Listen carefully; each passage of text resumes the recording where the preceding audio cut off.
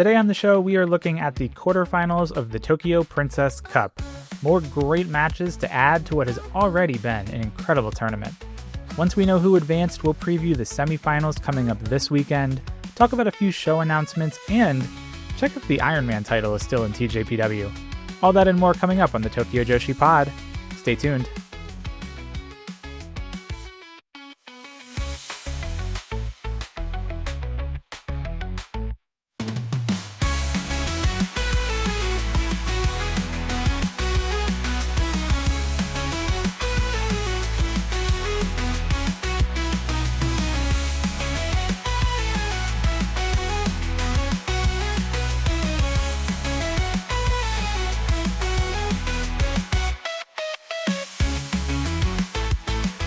Hello to all you big children out there.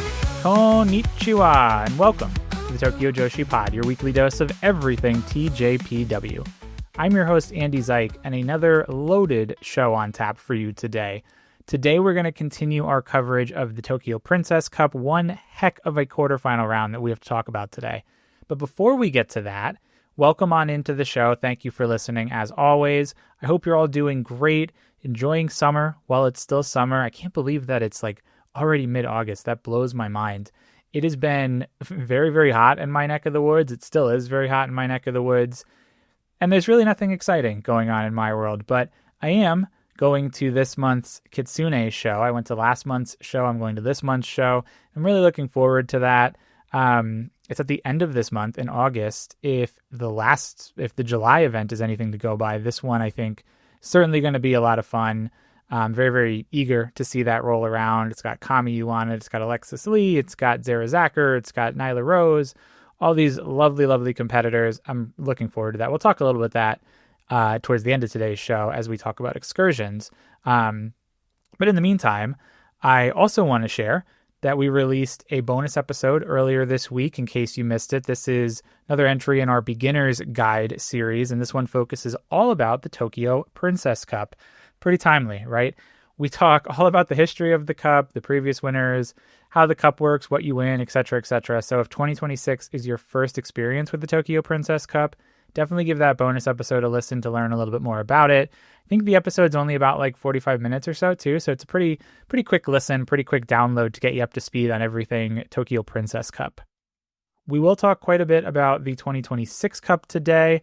We're going to review the really, truly excellent quarterfinal round. We'll look ahead to the semifinal round, which is also shaping up to be really great. We're going to chat a couple of excursions, or mainly we got one excursion into DDT by General Manager Tetsuya Koda that we're going to talk about. So your mileage may vary on if you consider that an excursion or not. And we also got a couple of show announcements that we're going to cover too. A little bit of a lighter show, but lots of fun stuff to discuss. So let's get right on into it. We mentioned last week on the show that TJPW has officially rescheduled the Malaysia Love and Peace events. Those are set to happen a little bit later on this fall. They were originally supposed to happen in the springtime, and then just due to global circumstances, TJPW had to delay these a little bit. These two shows for Malaysia Love and Peace are going to happen on Saturday, October 31st, Halloween, and then Sunday, November 1st. There are 8 TJPW wrestlers that have been announced to take part on both of these shows. Those 8 include Yuki Arai, Miyu Yamashita, Shoko Nakajima, Hyper Misao, and then all 4 Up girls, Miyu Watanabe, Raku, Shino Suzuki, and Uda Takami. I think that's more or less the amount of talent that went to the initial Love and Peace shows last fall. I have to double check specifics, but I think that's right around the same number. That previous show was also supplemented with some DDT wrestlers, some local wrestlers from Malaysia, and of course there was a lot of idol groups as well, because it is a collaborative type of not a festival, but an event that kind of marries idol performances and wrestling. I would imagine this iteration will be somewhat similar to all of that, so I don't think there's only these 8 TJPW women. I think they will kind of complement those with DDT. Sanshiro Takagi went last time. Chris Brooks went last time. Poppy Shea, who wrestles in Southeast Asia, was also on that show. So I think we'll see more of that in the coming weeks. That same weekend, though, back in Japan, on Sunday, November 1st, TJPW is going to be holding a domestic show as well. So there's going to be quite a busy weekend for TJPW and quite a lot of shows that we'll have to talk about when we get to that fall weekend. TJPW has announced a show called There May Be No Answers, but Let's Wish for Happiness. Very typical TJPW show title. It's very verbose and a little bit confusing. But the rest of the roster, the remaining competitors that are not the 8 going to Malaysia, will be wrestling on this domestic show back in Japan. Before Love and Peace and There May Be No Answers, but Let's Wish for Happiness rolls right off the tongue, right? Before those shows roll around in October, November timing, we have a big show coming up at the end of August on Sunday, August 23rd at Corkwin Hall. This will be the Tokyo Princess Cup Finals, and TJPW is slowly announcing a few additional matches that are going to take place at this Corkwin Hall show. Of course, naturally, it will feature the finals of the Tokyo Princess Cup. That tends to be the main event of this show every year. They've also announced a match for Sumire Natsu, who will be making her TJPW debut. Believe we covered this last week. Sumire Natsu will team up with Mifu Ishida. Quite an interesting tag team there. They're going to take on Uber Eats. Now, this is the first time that Uber Eats is teaming together since the Las Vegas show, so it'll be great to see Uber Eats together one more time. Newly added to that card is Hiroyo Matsumoto's match. It was announced that Hiroyo Matsumoto will be returning to TJPW for the first time in a number of months. I believe we haven't seen Hiroyo and TJPW since the fall, if I'm not mistaken. But Hiroyo will be teaming up with Shoko Nakajima, and they're going to take on a really heavy-hitting team of the current Princess of Princess champion, Yuki Arai, and the ace, Miyu Yamashita. What a pairing between those two. Very strong team. Of course, on the other side of the ring, Shoko and Hiroyo are quite a formidable team themselves. I almost wonder if we're getting a little bit of a teaser for something here. Obviously, as we look beyond this show to September and Wrestle Princess, Yuki Arai is kind of softly slated. I say that because it's not officially announced yet, but it will certainly be announced that Arai will defend her Princess of Princess title against the winner of the Tokyo Princess Cup, which we will find out on this August 23rd show. But let's not forget, in the lead up to the finals here, Shoko Nakajima pinned Yuki Arai in the tournament, which you have to imagine qualifies her for a title shot at some point. I almost wonder if this tag match here, of course it's functioning to bring Hiroyo back into TJPW, but I almost wonder if this kind of will set something up for us. This is going to be like a preview match of sorts where Shoko and Arai will get into it. Maybe Shoko will make a challenge. I don't know if Shoko will make a challenge at this show because you have to assume that the winner of the Princess Cup will challenge, but I could see this happening. I could see a Shoko and Arai title match just based off the fact that Shoko recently pinned Arai. Maybe it'll happen in between the finals here and Wrestle Princess. Maybe it'll happen after Wrestle Princess, but this was the first thing that came into my mind seeing this match construction. It could mean nothing. It could just be a star-studded tag match with some of the veteran competitors in TJPW, but don't be surprised if it also turns into something else. That's mostly it for the news this week, so let's go ahead and review the one show that we had last Saturday on August 8th, the quarterfinals of the 13th annual Tokyo Princess Cup. This was at KFC Hall. It was live on both Wrestle Universe and YouTube. This was the first time TJPW's aired live on YouTube in quite a while. They were testing this out last fall, and I have to imagine it was successful for them. It acts a bit as like an advertisement for Wrestle Universe at the end of the day. But it's great to see them trying to broaden their horizons, bring in new fans, bring in new Wrestle Universe subscribers. If you don't have Wrestle Universe, first of all, what the heck are you doing if you're a TJPW fan? But second of all, it's only like $8 a month, and it has to be the best bang for your buck in terms of wrestling content that's out there. If you love Joshi content, they've got you covered with TJPW, Marigold, Marvelous, Sendai Girls, variety of others. If you like wrestling in general, DDT is on there, Noah's on there, Uptown. I think 01 puts a couple of matches on there. There's a whole host of different promotions. Enough about my cheap plug for Wrestle Universe. This show was a little over 2 hours, about 2 hours, 20 minutes. We did have Kira who is still on excursion, missed this show. Kira should be coming back. If it's not at the Tokyo Princess Cup Finals show at Corcoran Hall, it will be shortly thereafter. Really great crowd on hand for this show. They were vocal basically the entire event. There was 365 people in attendance, which TJPW has labeled a sellout. They also noted that this show was standing room only. The last time TJPW was at the KFC Hall was back in June on their spring tour, where they drew 347. So we're seeing about 20 additional people head into the KFC Hall for this quarterfinals event. We opened up with Rise Shirai giving her opening remarks and her house rules, and then the Up girls came out and they sang Road to the Next Stage. Thought that was an interesting song choice. We haven't heard Road to the Next Stage in quite a while. It's one of like the OG songs from the Up girls catalog. And afterwards, the Up girls made 2 announcements. Now, I suppose I could have tossed these in the news segment because these are pretty newsworthy, but the 2 announcements from the Up girls were that, 1, they are holding new member auditions. This is really interesting. I don't know if this means that we will get a 5th Up girl added into the mix, or if maybe this is the sign of one of the Up girls maybe leaving the group.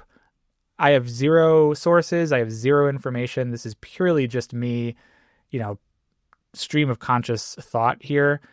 I don't want to put that out into existence. It could easily be just adding a 5th member, but just curious to see. I'm really excited if we're going to get another Up girl. And I'm going to definitely will be tracking kind of what these auditions look like and if they announce new members and if this means anything for the current lineup of Up girls. I will caveat all that by saying a lot of idol groups are huge. They have many more than just 4 people. The Up girls pro wrestling is a little bit unique in that way. So I really would not be surprised if they're just adding members to the group.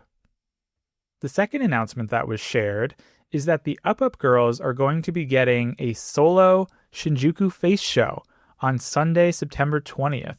So as we know, Shinjuku Face is closing down at the end of September.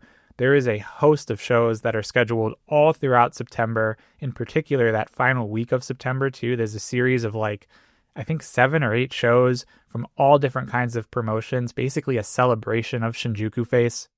TJPW is included in that final week of shows. I forget the exact date off the top of my head, but it's definitely in that final week. So I think it's really cool that the Up girls are going to do a performance at Shinjuku Face just up with the Up girls. No wrestling, at least no wrestling that we know of, but very exciting announcements from the Up girls. We'll definitely keep our eyes on both of these as we kind of progress through the rest of the summer and the fall, and we see what's in store for the Up girls pro wrestling. On to the event itself, we opened up with a tag contest. Miyu Watanabe, speaking of the Up girls, teamed up with Ren Kanatsu. Guess they put their beef behind them over the sheep keychain. They went up against Momosato and Wakana Uehara. Momo bravely started this one out against Miyu Watanabe. Something I noticed right off the bat is that Momo is surprisingly near about the same height as Miyu. And remember, Momo is 15 years old. I think Miyu is more mid-20s, somewhere around in there. So you have to imagine that Momo still has a little bit of ways to grow, or ways to grow, that she will grow a little bit more as she continues to get older.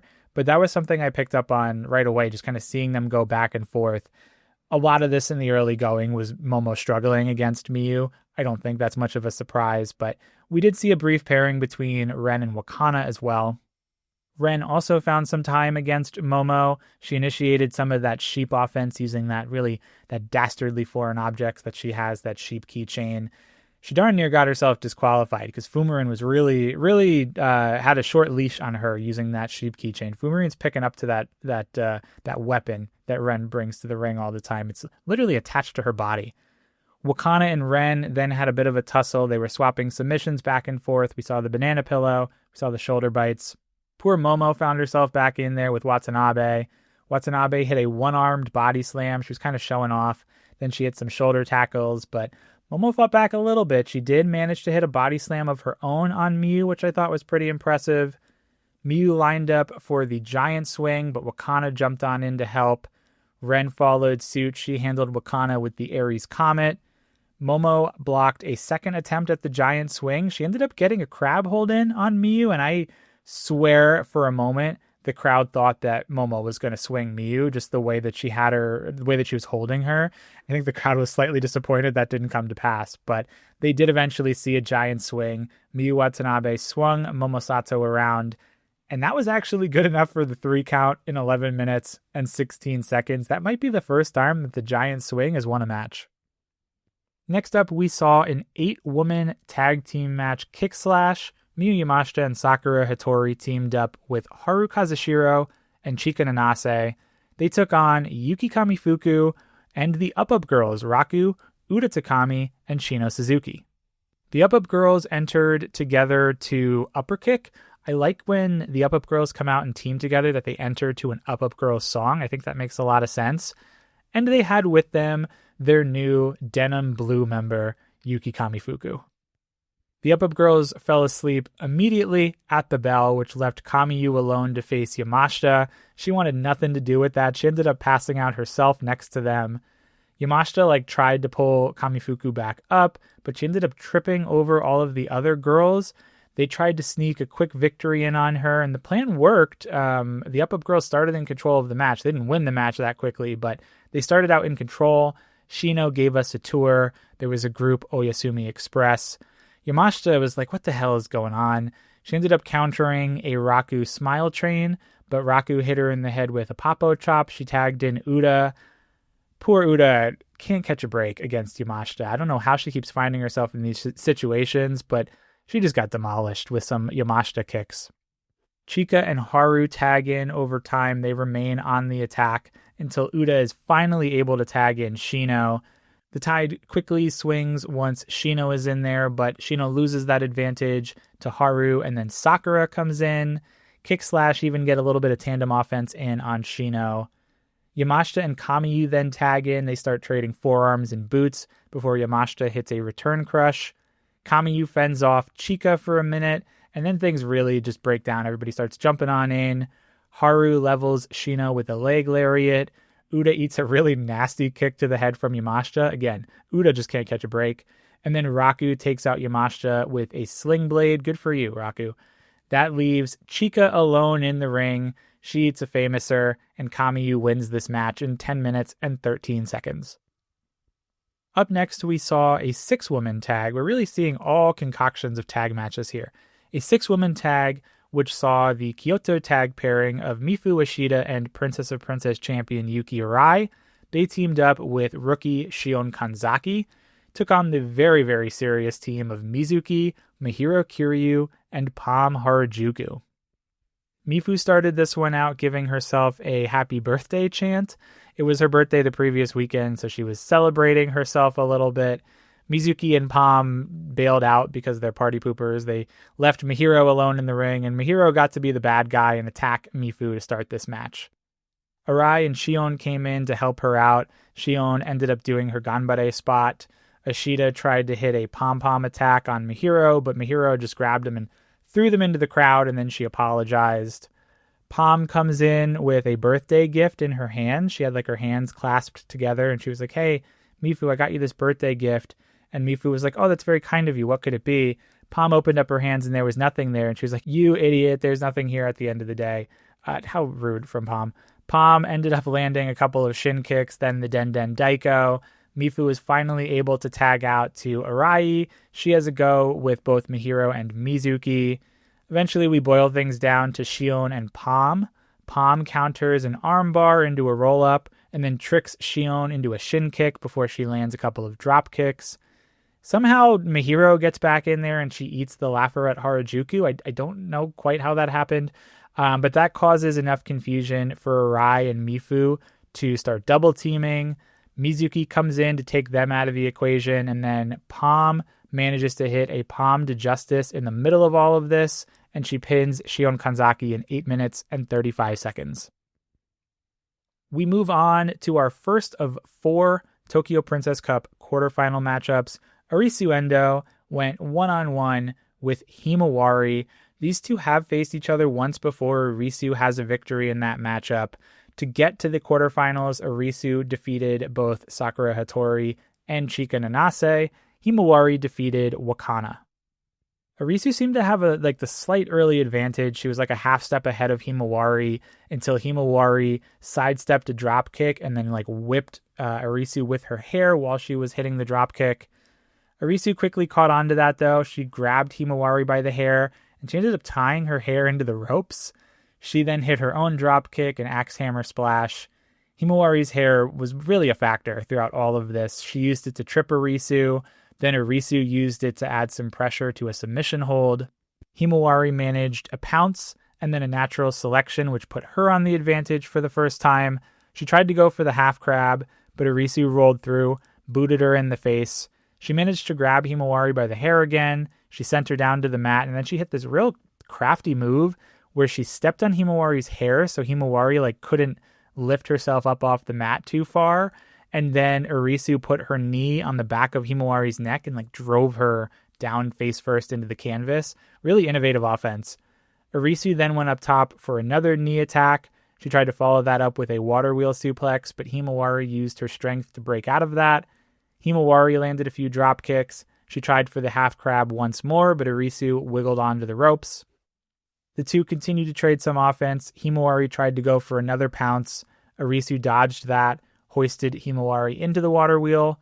She followed that up with a camel clutch where Himawari came really close to tapping out. She eventually reaches the ropes with her foot.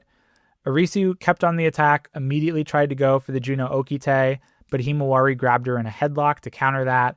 They traded some forearms. Arisu hit Himawari with a thrust kick. She once again tried to go for the Juno Okite, but Himawari slid out of it and right into the Sunflower Tempest. And to the big surprise of the crowd, Himawari pins Arisu Endo in 10 minutes and 35 seconds.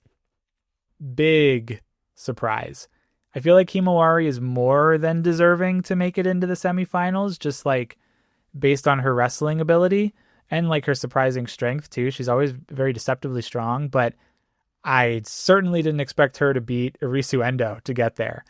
This match was really about as 50-50 as they come, which I think is a really good thing for Himawari. Based on the recent experiences between these two competitors, you would think Arisu has her beat by a mile, but keeping them pretty evenly matched throughout all of it, I thought that really elevated Himawari to a similar level as Arisu, and then it made that impact of her winning just land all the more strongly. I did pick Arisu to win this, like most everybody else, but I am not at all disappointed by this result. Maybe a little disappointed for Arisu, but I'm very excited to see Himawari move on into the semifinals. Next up, we had another quarterfinals matchup. Yuki Aino went one-on-one with Toga. These two have met twice before, both of those victories going to Yuki Aino. Aino defeated Miyu Watanabe to reach the quarterfinals. Toga defeated both Momosato and Mihiro Kiryu. These two started off with some stiff, and I mean stiff in all capital letters, forearms. They were laying it on thick to each other. They followed that up with a bunch of shoulder tackles. Aino went for a very early full Nelson of Love and Fire, but Toga still had too much left in the tank. She wasn't ready for that full Nelson just yet. Aino ended up lifting Toga into a really nice power slam, showing off her strength, which Toga answered right back with a power slam of her own. Aino rolled out of the way from a rolling thunder. She landed a couple of diving shoulder tackles, a couple of sentons. She tried to go for her springboard twisting senton, but Toga clubbed her down and then hit the absolute zero out of the ropes. Toga then hit a fall-away slam, then landed a second attempt at the rolling thunder. She tried to go for a second absolute zero, which Aino countered into a DDT, just a regular DDT, not the Venus DDT. She sent Toga to the outside with a running bulldog on the apron. Then she executed an incredible maneuver. She did the twisting senton from the apron all the way down to the floor. Incredible stuff. Back in the ring, she locked in the full Nelson of Love and Fire, but Toga managed to reach the ropes.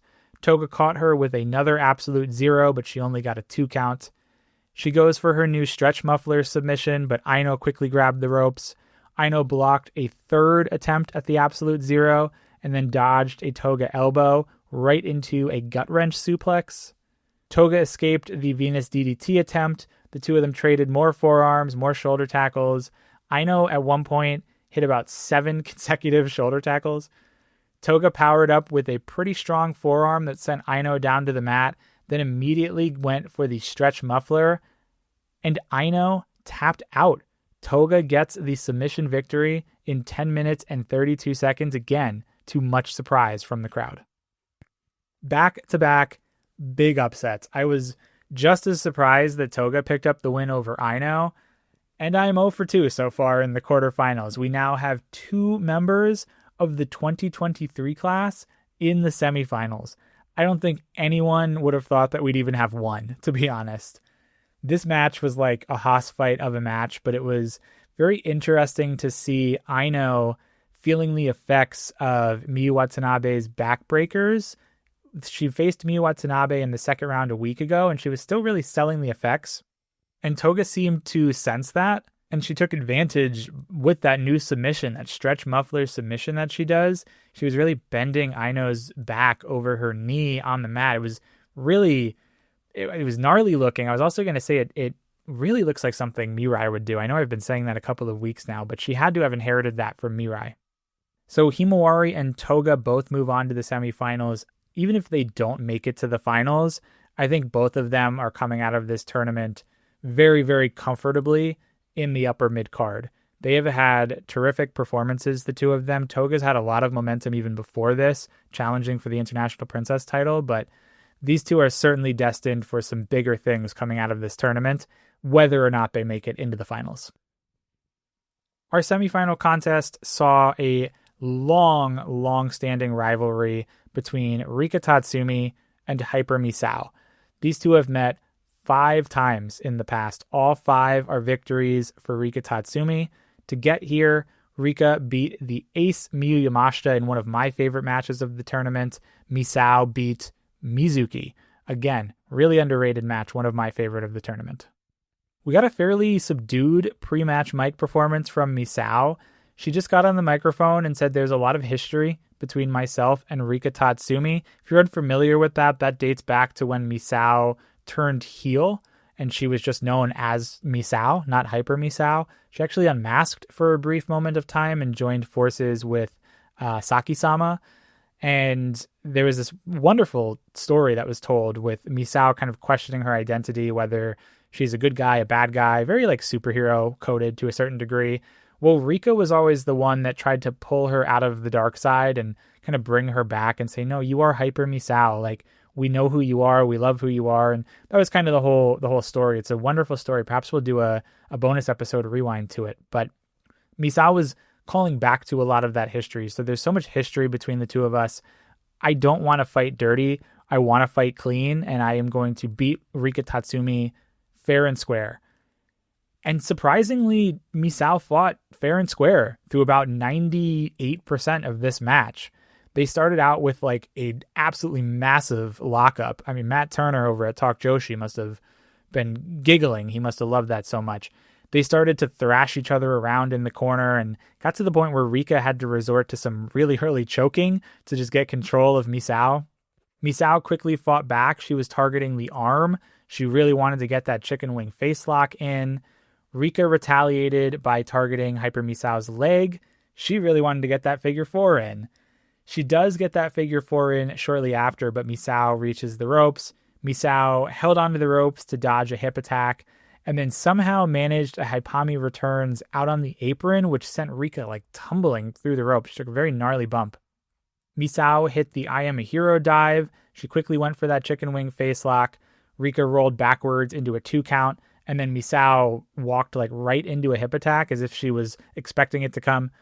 A few hip attacks later, Rika ended up going for a sleeper. Misao hip tossed her over into a face lock, but then Rika rolled backwards back into the sleeper. Misao pulled out a cold spray can from her chest, and then she uses that on Rika to break the White Dragon sleeper. She then hits a running drop kick.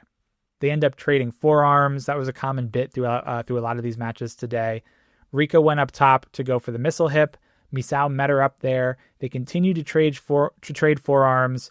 Rika resorted to choking once again, but Misao was like, 2 can play that game. She answered back with a choke of her own.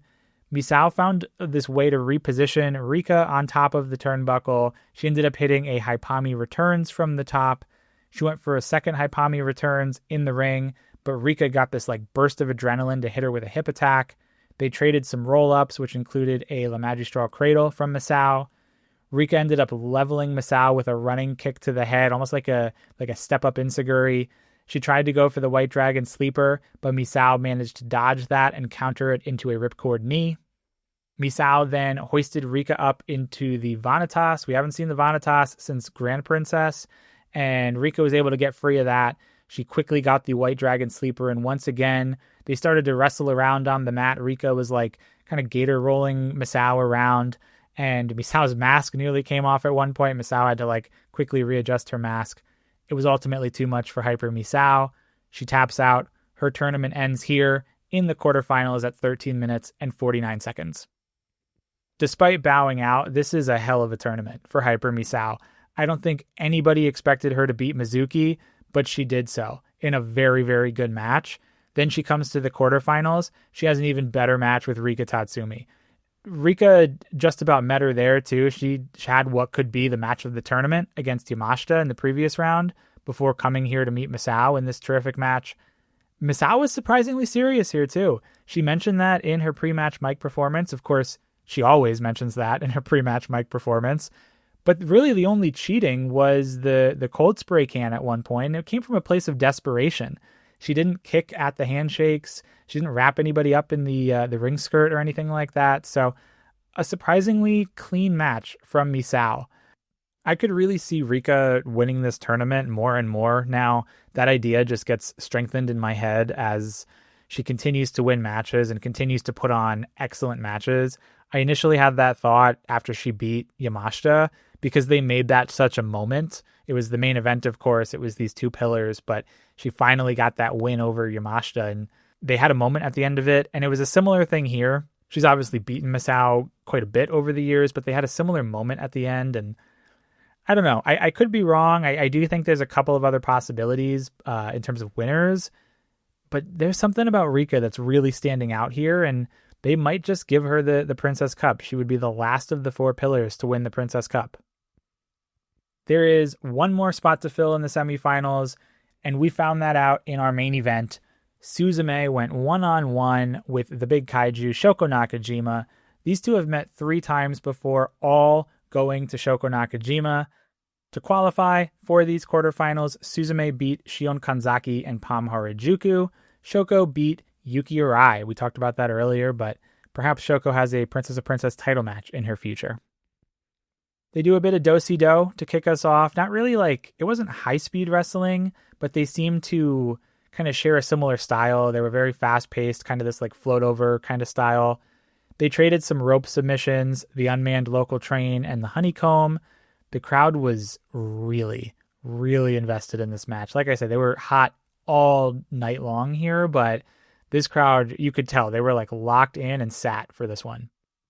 These two barely let go of each other in like the first few minutes of the match, which I thought that was really interesting. They kind of kept a hold on one another right up until they traded the submissions. It was almost like they were attached in a certain way.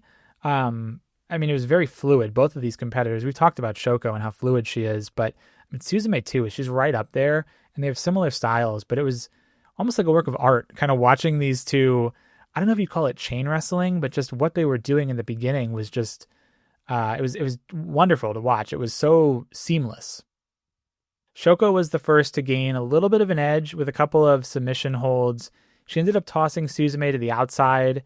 She went for a tope, but Suzume had this really nifty looking Hurricane Rana. She like caught her as she did the tope dive and like Hurricane Rana'd her to the outside. She followed that up with a plancha. She then lands a crossbody inside. She tried to go for a facebuster, which Shoko counters into a Rana of her own. She tried for the 619, which Suzume dodged twice. She then hit a sideways Rana and a springboard facebuster. A lot of Hurricane Ranas coming out of the early going here. They traded some roll-ups, and they somehow managed to roll each other up at the same time for a 2 count. They came up trading forearms. Again, that was a common theme through all of the matches today. That battle was won by Nakajima. Suzume was able to counter the Northern Lights, and she tried to go for submission, but Shoko locked in one of her own, just a touch quicker than Suzume. Suzume was really selling the effects of that submission, but she still managed to block the Northern Lights yet again. They ended up running the ropes together in a really fun spot, literally simultaneously running next to each other. Suzume ended up going for a tightrope walk facebuster, but Shoko dodged it right back into another submission. Somehow Suzume managed to wiggle out and into an armbar, but Shoko broke free and then hit a senton. She connected on a very hard double underhook DDT, but Suzume grabbed her foot before she can climb up the ropes for the diving senton. Nakajima forearmed her right in the face, and Suzume was like, that's a receipt coming your way. She forearmed her right back in the face. Nakajima then shoved Suzume into the ropes, hit a 619. She climbed up top for that diving senton, but Suzume hit an inverted drop kick and then a top rope facebuster. She lines up the ring-a-bell. She connects on the ring-a-bell, and after a hard-fought match, Suzume gets the victory in 16 minutes and 58 seconds. Afterwards, Suzume closed out the show saying that she believes in her fighting style, and she believes that fighting style can take her all the way to win the Tokyo Princess Cup. An absolutely wonderful main event to cap off what is a great, great show. I think that this was the match that everybody had circled coming into this show, and it did not disappoint. I had Suzume winning, and I honestly really never saw this going any other way. Shoko, of course, looked great. I think she did her job here to make Suzume look really great. Not that Suzume really needs any help with that, but I just didn't expect Shoko to win this, especially after that big-time win over Arai, where she can kind of make a case for that title match without the Princess Cup victory. This just felt like a moment where they were setting up Suzume to have a terrific match in the main event against one of the best competitors, not just in TJPW, but in wrestling full stop, in Shoko Nakajima. It just felt like this was a Suzume win, and sure enough, she went out there and she now marches on to the semifinals with a big-time win over one of the pillars. About the show overall, I'm just going to say this. Is this the best Tokyo Princess Cup of all time? Is that a hot take? The matches that we've gotten from round 2 onwards have just been tremendous. I mean, even tonight, the semifinal and the main event were both excellent matches. Easy recommends from me. And then the other two, the Toga and Aino match and the Himawari and Arisu match, they weren't far behind either. If you have been sleeping on this Tokyo Princess Cup, I don't know why you would be, but if you have been sleeping on this Tokyo Princess Cup and you're only listening to my recaps, or maybe you're just reading about it online, you are doing yourself a huge disservice. This truly has been one of the best Princess Cups in my memory. We have gotten tremendous matches between Yamashita and Rika Tatsumi, Shoko and Yuki Arai, Shoko and Suzume here today, Miyu Watanabe and Yuki Aino. I mean, the list goes on, and that doesn't even mention Hyper Misao, who had one hell of a tournament in her own right, defeating Mizuki and then having a wonderful match with Rika Tatsumi.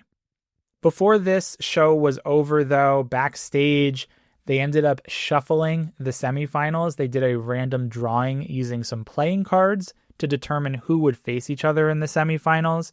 And the way that netted out is that we will see Suzume take on Himawari and Toga take on Rika Tatsumi. So there is a little bit of jumping in the bracket. We don't get the exact matchups as the bracket would lead you to believe, but we still get some great matchups here between Suzume, Himawari, Toga, and Rika. That will segue us right into our event preview, because we'll talk about that semifinal matchup, or that semifinal show, I should say, the 13th annual Tokyo Princess Cup semifinals, which are going to go down on Sunday, August 16th from the 176 box in Osaka. This will be live on Wrestle Universe. Again, a pretty palatable time for us here in the States. It'll be 11 p.m. Eastern Time on Saturday night, and then 8 p.m. Pacific Time. We do have a couple of absences to talk about. Kira Summer, of course, is still back in her home country of Australia, so we will not see her here. Mifu Ishida has a scheduling conflict, so she will not be on this show. And then it was recently announced that Mahiro Kiryu is also going to miss this show. TJPW had to shuffle around the card a little bit.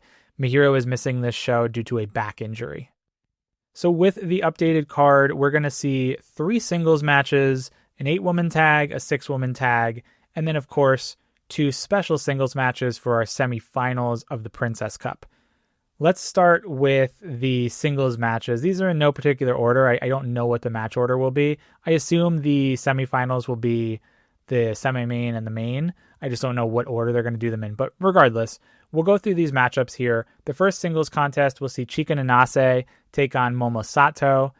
Have to imagine it's a win for Chika. I think Chika could use a win right now. I know she's kind of recently rebranded herself, but I still think there's something that isn't quite clicking with her, and maybe just getting a win or two under her belt will kind of make that happen a little bit more. So I think Chika's going to take that singles contest. We're also going to get a singles contest between Mizuki and Shion Kanzaki. Obviously, I think that's a Mizuki win as well. And then our third singles contest, oh boy, Miyu Yamashita is going to take on Pam Harajuku. I don't know if I have much to say about this, or if I have a lot to say about this. Obviously, I think Yamashita will win this, but you never know. I mean, Pam beat Rika Tatsumi in that like crazy toys death match that they had back at Wrestle Princess 6. So who knows what Pam is going to bring to the table here. Will she come in an alien costume, a dinosaur costume, a beekeeper? Will she bring a toy with her to the possibilities are endless. I think that's the only chance she has of winning, is just that element of surprise. Otherwise, Yamashita might kick her around pretty easily. I will say, Pam tends to be really great at like flopping around like a fish sometimes, and I think we're going to see quite a lot of that in this matchup. The 8-woman tag match, we'll see Wakana Uehara team up with Haru Kazushiro, Ren Kanatsu, and Shoko Nakajima. Very interesting collection of women there. They're going to take on all 4 members of the Up Girls, Mii Watanabe, Raku, Shino Suzuki, and Uda Takami. This is the first time that all 4 Up Girls are teaming together since March 29th, 2025. That is the show that Yuki Arai graduated from SKE 48, and Yuki Arai teamed alongside all of those Up Girls. It's been a while. It's been about a year and a half. I think that's going to be a lot of fun to see the Up Girls wrestling together again. The 6-woman tag will see Sakura Hattori, Arisu Endo, and Hyper Misao, another very interesting collection of women. They are going to take on the delightful team of Yuki Aino, Yuki Kamifuku, and Yuki Arai.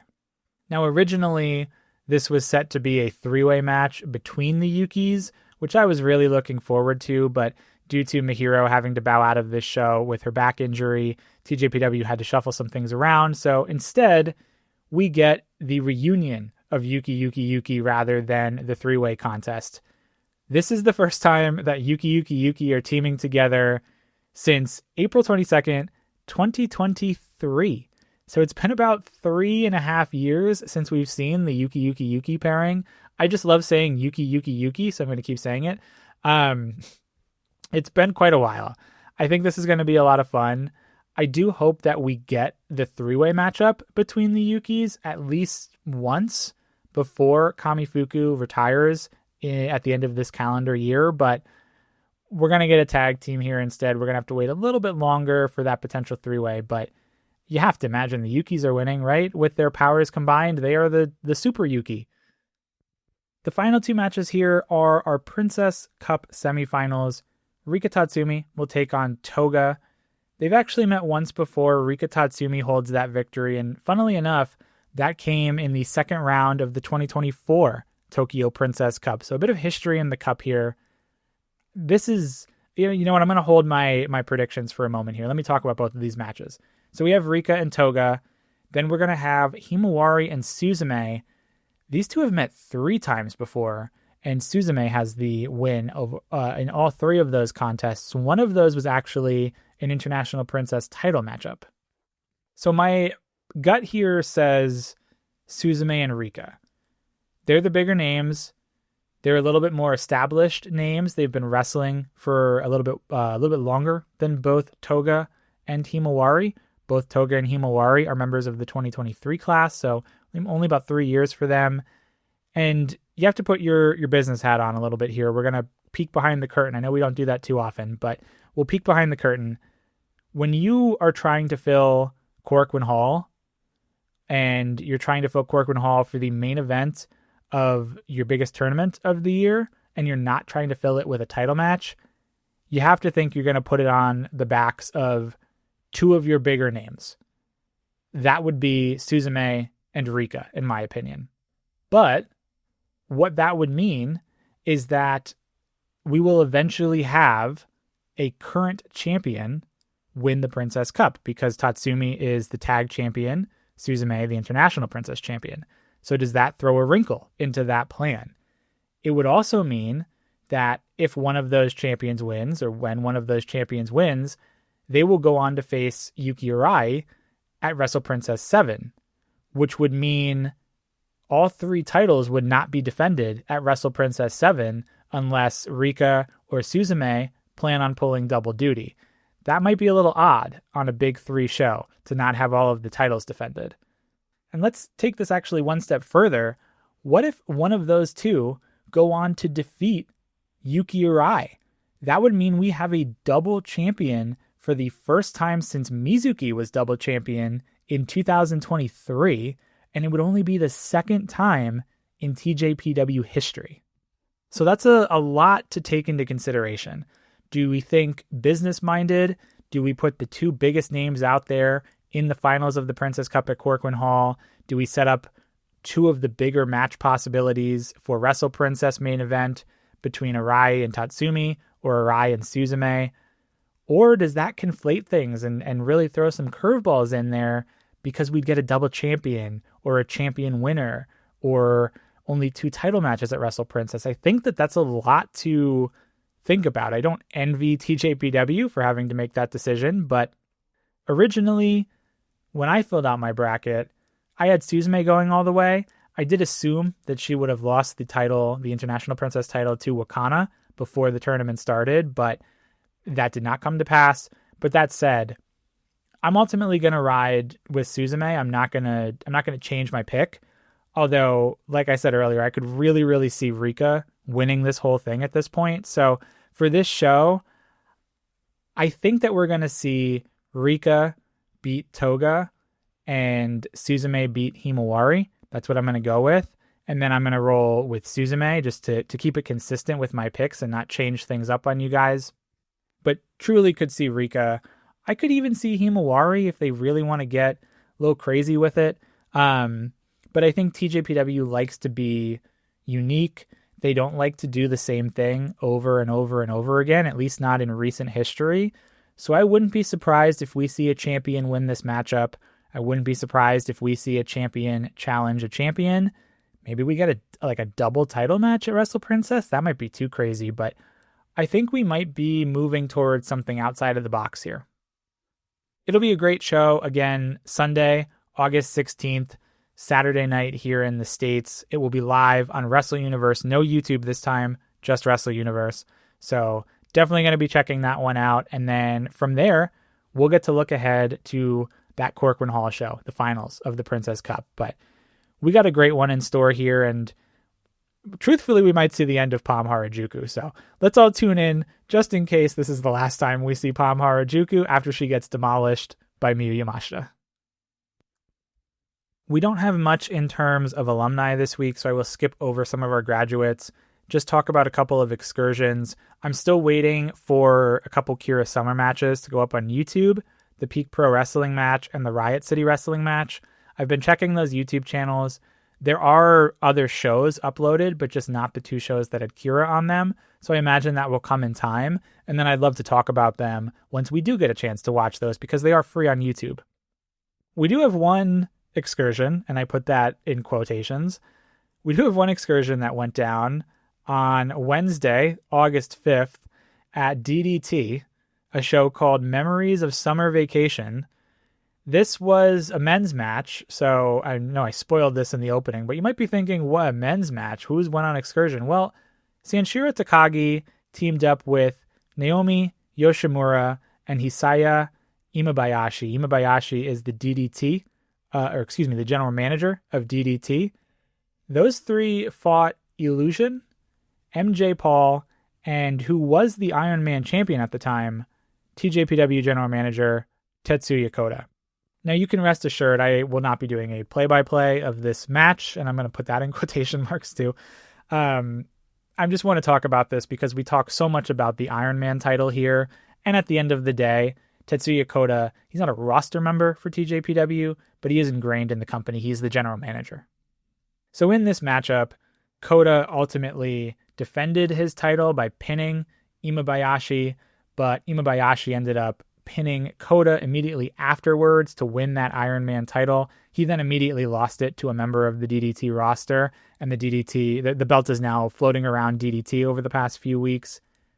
It's important to note in this matchup, if you do happen to watch it, it is on Wrestle Universe. Tetsuya Koda hit a finally.